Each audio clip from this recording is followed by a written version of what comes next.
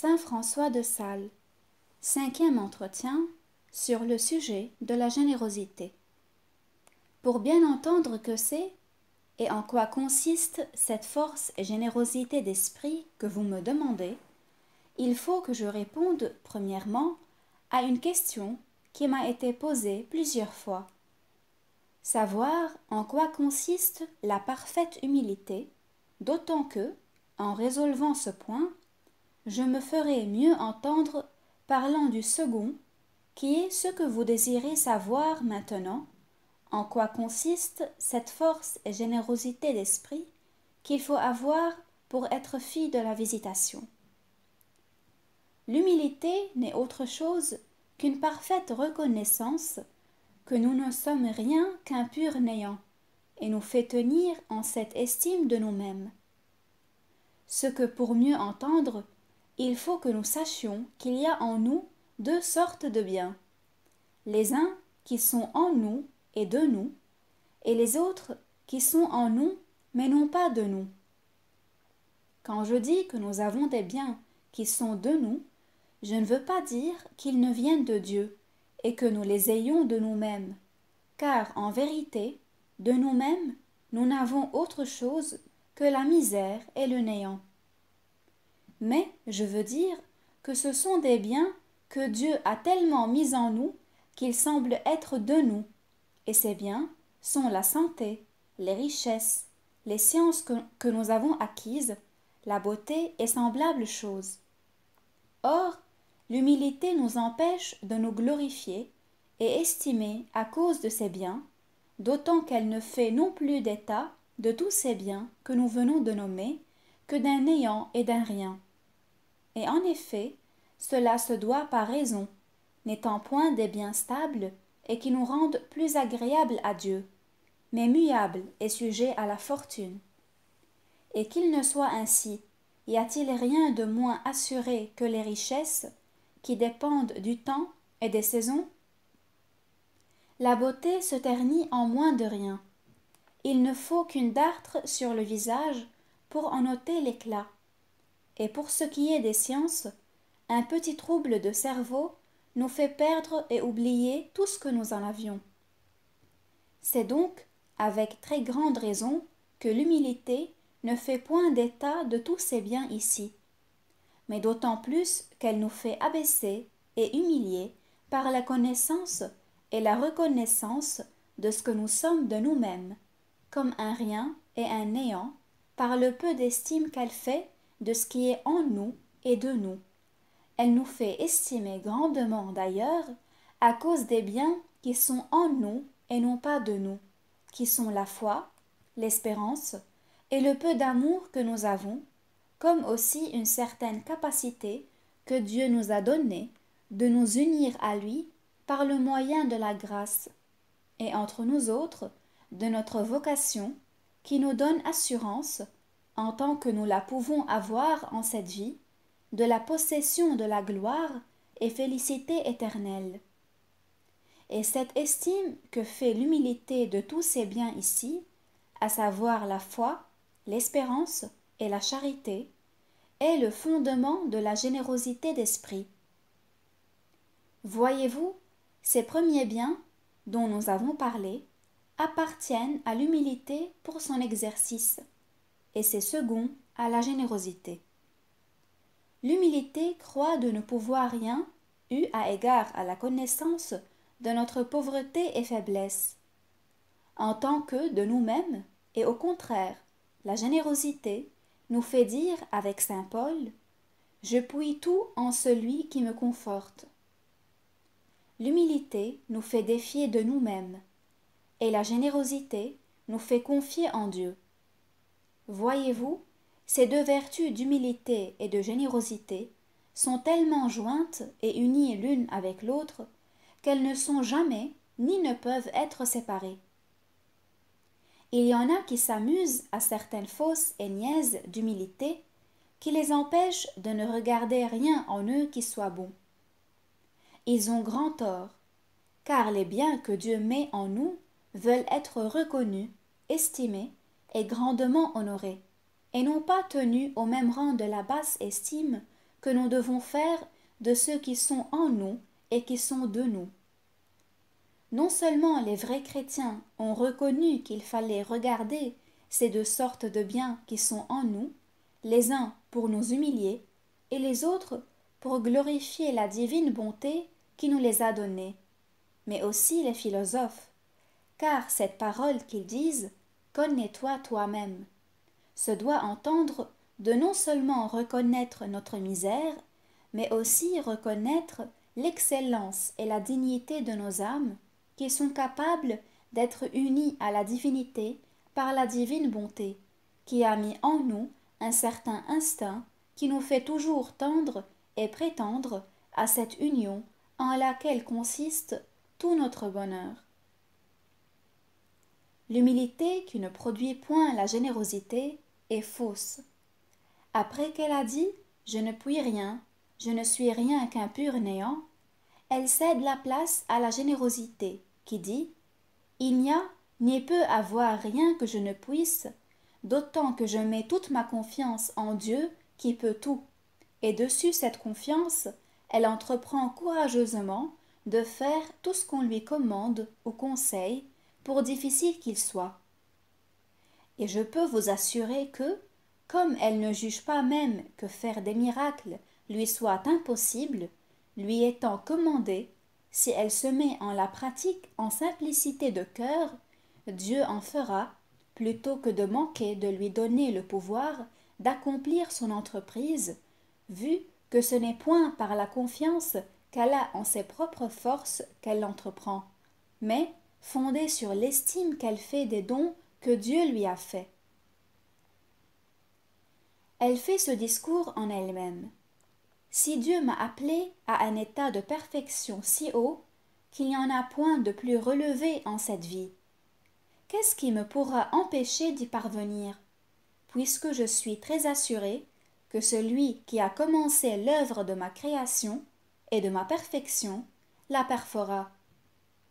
Mais prenez garde que tout ceci se fait sans aucune présomption, d'autant que cette confiance n'empêche pas que nous nous tenions sur nos gardes de crainte de faillir, mais elle nous rend plus attentives sur nous-mêmes, plus vigilantes et soigneuses de faire ce qui nous peut servir pour l'avancement de notre perfection. L'humilité n'est pas seulement de nous défier de nous-mêmes, mais aussi de nous confier en Dieu.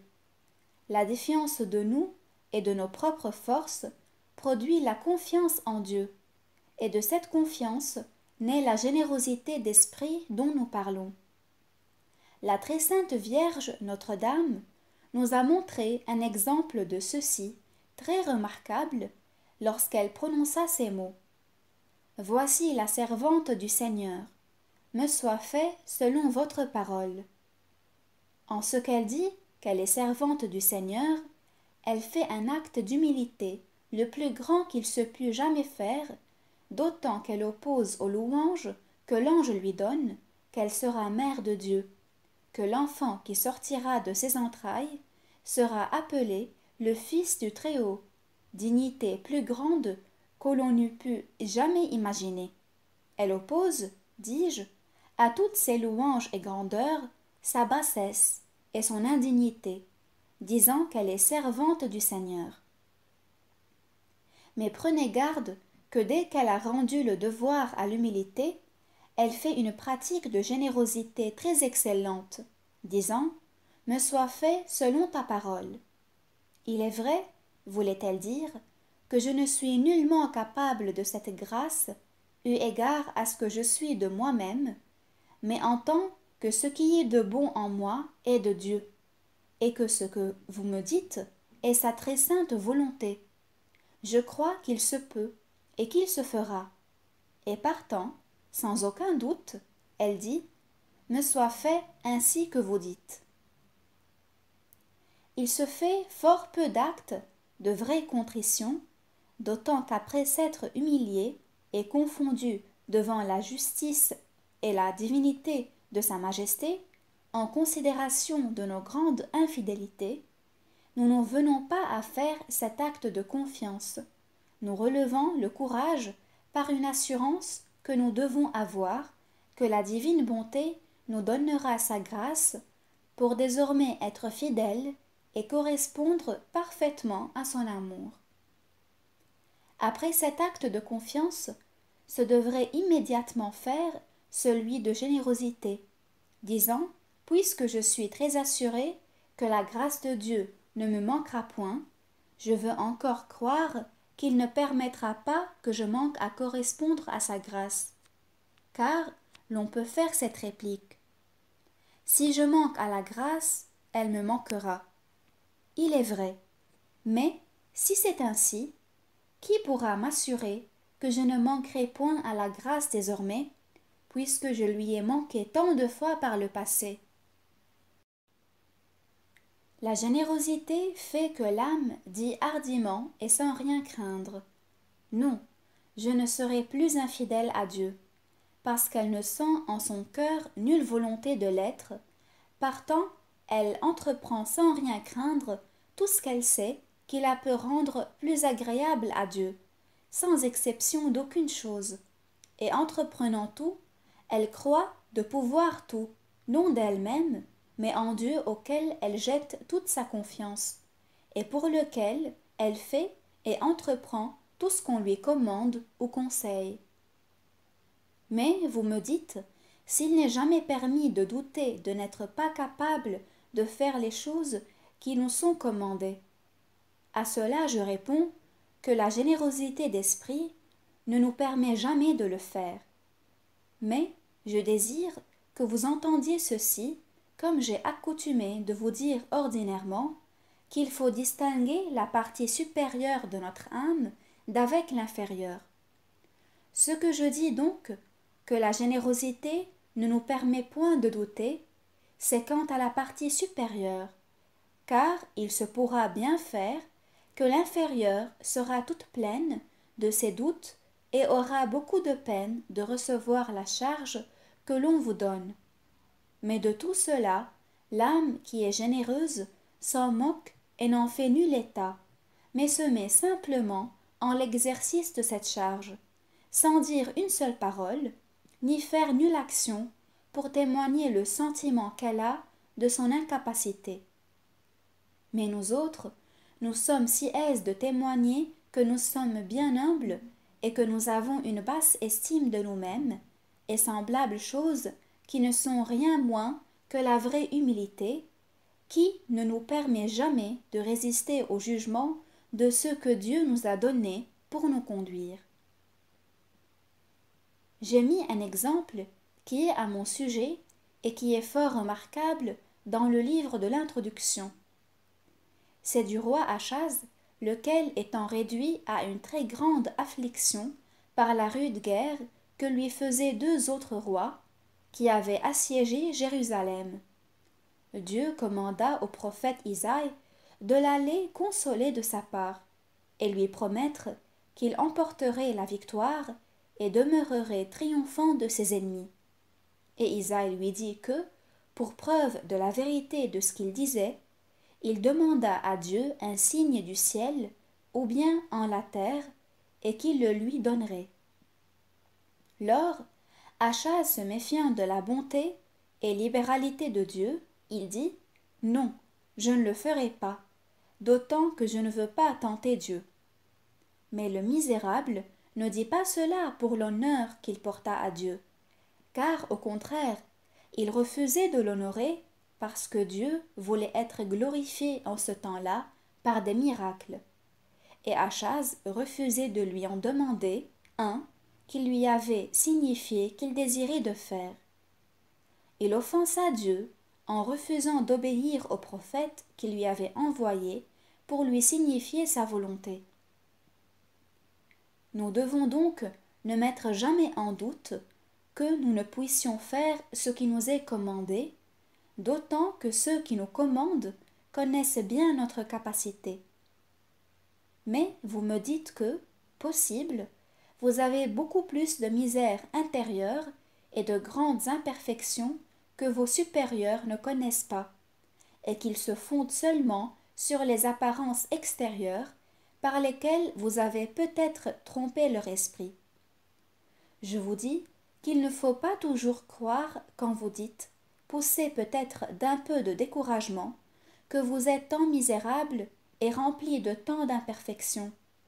Non plus qu'il ne faut pas croire que vous n'en ayez point quand vous n'en dites rien. Vous êtes ordinairement tel que vos œuvres vous font paraître. Vos vertus se connaissent par la fidélité que vous avez à les pratiquer, et de même, les imperfections se reconnaissent par les actes. L'on ne saurait, pendant qu'on ne sent point la malice en son cœur, tromper l'esprit des supérieurs. Mais vous pourriez me dire que l'on voit tant de saints qui ont fait tant de résistance pour ne pas recevoir les charges qu'on leur voulait donner. Or, ce qu'ils en ont fait n'a pas été seulement à cause de la basse estime qu'ils faisaient d'eux-mêmes, mais principalement à cause de ce qu'ils voyaient que ceux qui les voulaient mettre en ces charges se fondaient sur des vertus apparentes, comme sont les jeûnes, les aumônes, les pénitences et apprêtés du corps, et non sur les vraies vertus intérieures qu'ils tenaient encloses et couvertes sous la très sainte humilité. Ils étaient poursuivis et recherchés par des peuples qui ne les connaissaient point que par réputation. Il serait, cela semble, permis de faire un peu de résistance. Mais savez-vous à qui? À une fille de Dijon, par exemple, à qui une supérieure d'Annecy enverrait le commandement d'être supérieure, ne l'ayant jamais vue ni connue. Mais une fille de Séan, à qui on ferait le même commandement, ne doit jamais se mettre en devoir d'apporter aucune raison pour témoigner qu'elle répugne au commandement. Mais elle doit mettre en l'exercice de sa charge avec autant de paix et de courage, comme si elle se sentait fort capable de s'en bien acquitter. Mais j'entends bien la finesse. C'est que nous craignons de n'en pas sortir à notre honneur. Nous avons notre réputation en si grande recommandation que nous ne voulons être tenus pour apprentis en l'exercice de nos charges, mais pour maîtresses qui ne font jamais de faute. Vous entendez donc assez bien ce que c'est l'esprit de force et de générosité que nous avons tant d'envie qui soit séant, afin d'en bannir toute niaiserie et tendreté fade et pleureuse, qui ne servent qu'à nous arrêter en notre chemin et nous empêchent de faire progrès en la perfection. Ces tendretés se nourrissent des vaines réflexions que nous faisons sur nous-mêmes, principalement quand nous avons bronché en notre chemin par quelque faute. Car, séant, par la grâce de Dieu, on ne tombe jamais du tout. Nous ne l'avons encore point vu, mais l'on bronche, et au lieu de s'humilier tout doucement, et puis se relever courageusement, comme nous avons dit, on entre en la considération de sa pauvreté, et dessus cela, on commence à s'attendrir sur soi-même. Eh, mon Dieu, que je suis misérable! Je ne suis propre à rien. Et par après l'on passe au découragement, qui nous fait dire « Oh non, il ne faut plus rien espérer de moi. Je ne ferai jamais rien qui vaut. C'est perdre le temps que de me parler. » Et dessus cela, nous voudrions quasi que l'on nous lassât, comme si on était bien assuré de ne pouvoir jamais rien gagner avec nous.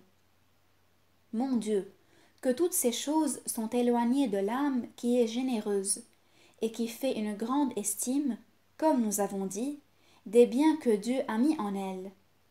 Car elle ne se trouble point, ni de la difficulté de ce qu'elle a à faire, ni de la grandeur de l'œuvre, ni de la longueur du temps qu'il y faut employer, ni enfin du retardement qu'elle voit à la perfection de l'œuvre qu'elle a entreprise.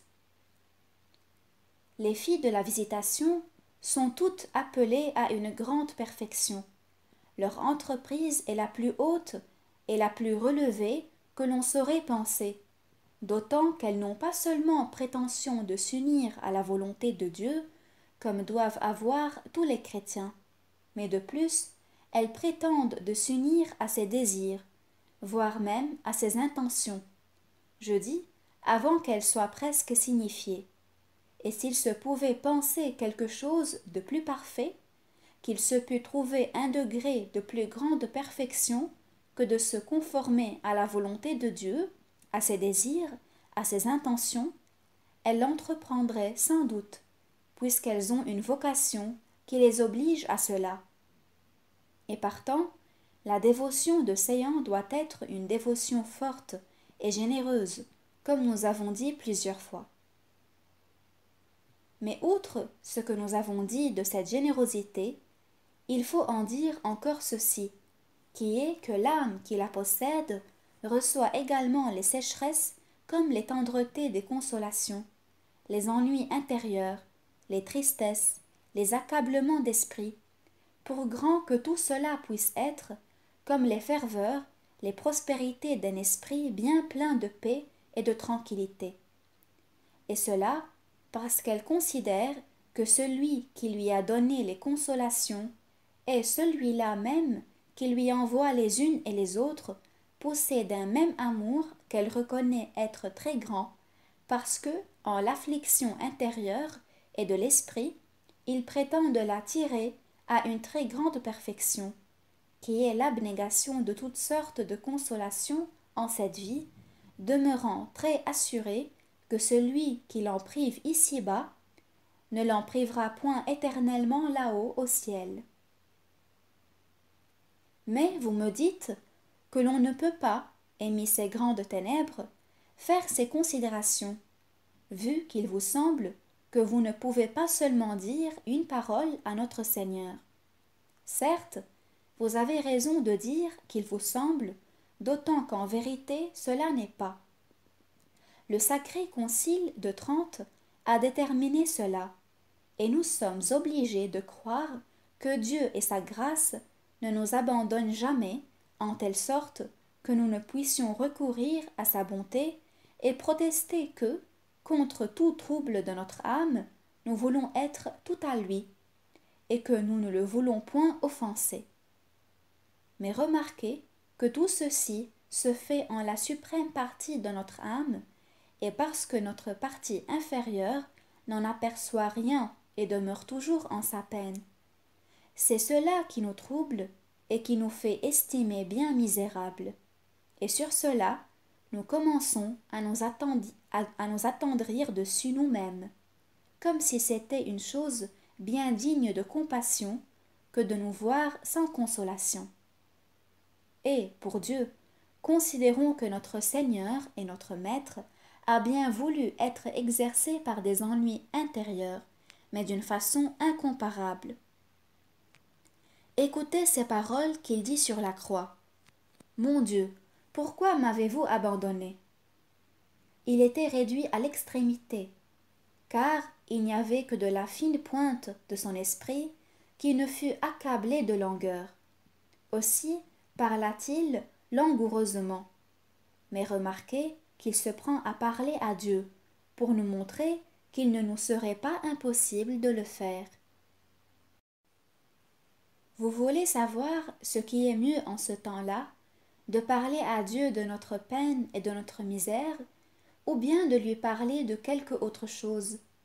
Je vous dis que, en ceci, comme en toutes sortes de tentations, il est mieux de divertir notre esprit de son trouble et de sa peine, parlant à Dieu de quelque autre chose, que non pas de lui parler de notre douleur, car, si nous voulons le faire, ce ne sera point sans l'agrandir tout de nouveau par le moyen d'un attendrissement que nous ferons sur notre cœur, notre nature étant telle qu'elle ne peut voir ces douleurs sans en avoir une grande compassion. Mais vous me dites que, si vous n'y faites point d'attention, vous ne vous en souviendrez pas pour le dire.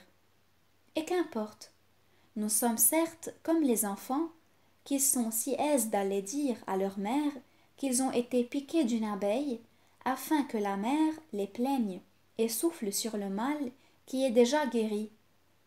Car nous voulons aller dire à notre mère que nous avons été bien affligés, et agrandir notre affliction en la racontant tout par le menu, sans oublier une petite circonstance qui nous peut faire un peu plaindre.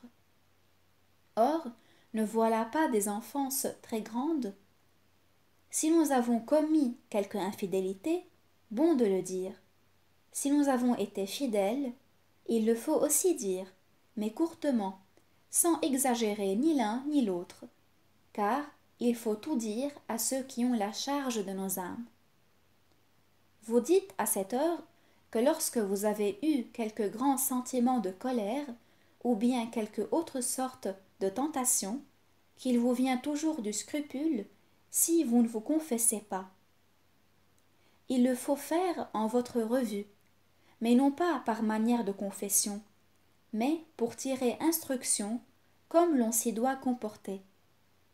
Je dis quand l'on ne voit pas clairement d'avoir donné quelque sorte de consentement, car si vous allez dire « Je m'accuse de quoi, durant 2 jours, j'ai eu des grands mouvements de colère, mais je n'y ai pas consenti », vous dites vos vertus au lieu de dire vos défauts.